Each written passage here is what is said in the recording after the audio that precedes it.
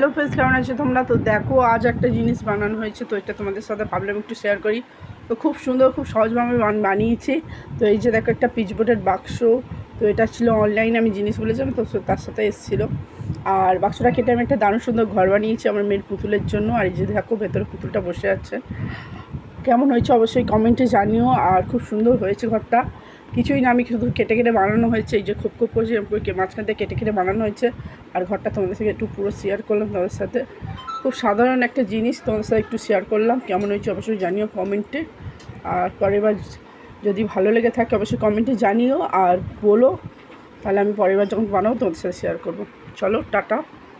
আর এই যে ডলি, তো এটা আমার মেয়ের পুতুল, স্পেশালি ওর জন্যই ঘরটা বানানো হয়েছে। তো চলো, এই যে দেখো।